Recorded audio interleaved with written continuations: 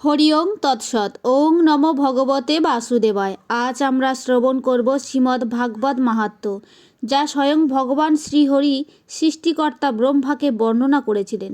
ভগবান বললেন, হে ব্রহ্মা, লোকবিখ্যাত শ্রীমদ্ ভাগবত প্রতিদিন শুদ্ধানুচিত্তে শ্রবণ করা উচিত।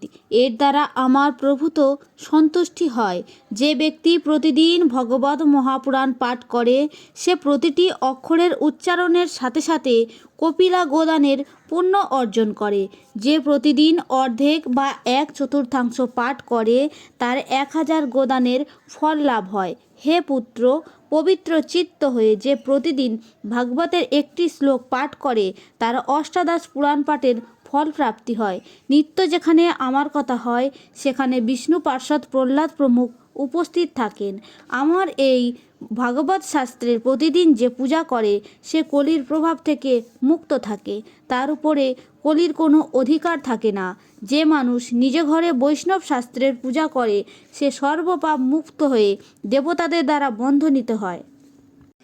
কলিযুগে যারা প্রতিদিন নিজ ঘরে ভাগবত শাস্ত্রের পূজা করে, তারা আনন্দিত চিত্তে ভূমণ্ডলে বিচরণ করে এবং কলির থেকে নির্ভয় হয়ে আস্ফালন করে। তাদের উপরে আমি সতত প্রসন্ন থাকি। হে পুত্র, মানুষ যতদিন পর্যন্ত তার ঘরে ভগবত শাস্ত্র রক্ষা করে, তার পিতৃপুরুষগণ ততদিন পর্যন্ত ঘি, মধু ও স্বাদু পানীয় পান করে। কৃষ্ণভক্ত মানুষকে যে ভক্তি চিত্তে ভগবত শাস্ত্র দান করে, সে সহস্র কোটি কল্প পর্যন্ত আমার বৈকুণ্ঠ ধামে নিবাস করে। নিজ গৃহে ভগবত শাস্ত্র পূজনকারী ব্যক্তি 1 কল্প পর্যন্ত দেবতাদের পরিতৃপ্ত করে। নিজ গৃহে ভগবতের শ্লোক যদি 1/4 থাকে, তাহলে তার কাছে অন্যান্য শত সহস্র গ্রন্থ তুচ্ছ। কলিযুগে যার গৃহে ভগবত শাস্ত্র না থাকে, যমপাশ থেকে তার কখনো মুক্তি নেই। এই কলিযুগে যার ঘরে ভগবত শাস্ত্র নেই, তাকে কি বৈষ্ণব বলা যায়? সে তো চণ্ডালের থেকেও অধম। হে কেশব, ব্রহ্মা বৎস, আমার নিত্য সন্তুষ্টির জন্য সর্বস্বের বিনিময়েও মানুষের বৈষ্ণব শাস্ত্রের সংগ্রহ করা উচিত। এই কলিযুগে যেখানে যেখানে পবিত্র ভাগবত শাস্ত্র রক্ষিত থাকে, দেবতাদের সাথে নিয়ে আমি সর্বদা সেখানে উপস্থিত থাকি। শুধু তাই নয়, সেখানে গঙ্গাদি নদী, ব্রহ্মপুত্রাদি নদ, মানসীর সরোবর রূপ প্রসিদ্ধ সকল তীর্থ বাস করে। সম্পূর্ণ যোগ্য মুক্তিদাত্রী অযোধ্যাত্রী সপ্তপুরী এবং পাবন পর্বতসময় সেখানে সতত নিবাস করে।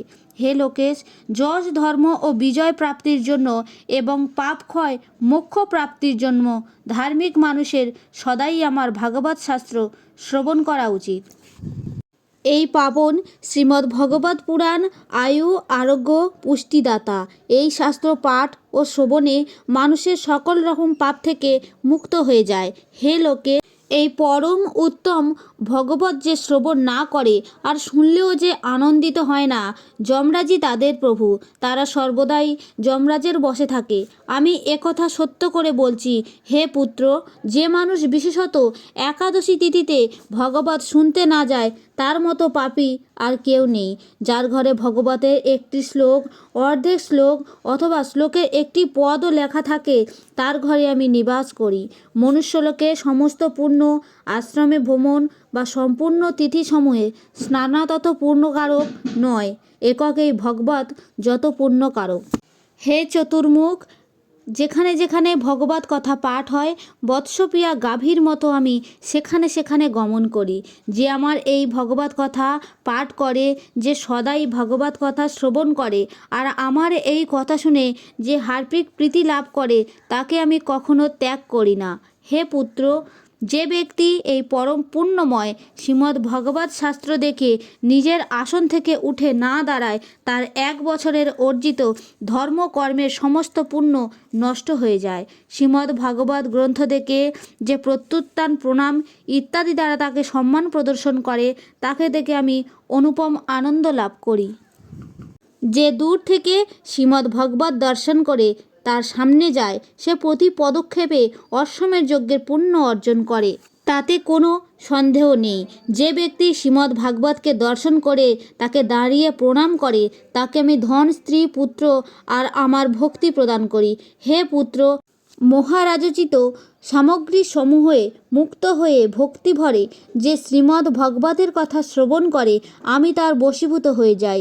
হে সুব্রত, যে ব্যক্তি পার্বণ সম্বন্ধীয় সমস্ত উৎসবাদিতে আমার প্রসন্নতার বস্ত্র, অলঙ্কার, পুষ্প, ধূপ ইত্যাদি অর্পণ করে, পরম উত্তম শ্রীমদ্ ভগবত পুরাণ ভক্তিভরে শ্রবণ করে, পতিব্রতা রমণী যেমন সচ্চরিত্র স্বামীকে বশীভূত করে, ওই ব্যক্তি আমাকে তেমনই নিজের বশ করে নেয়।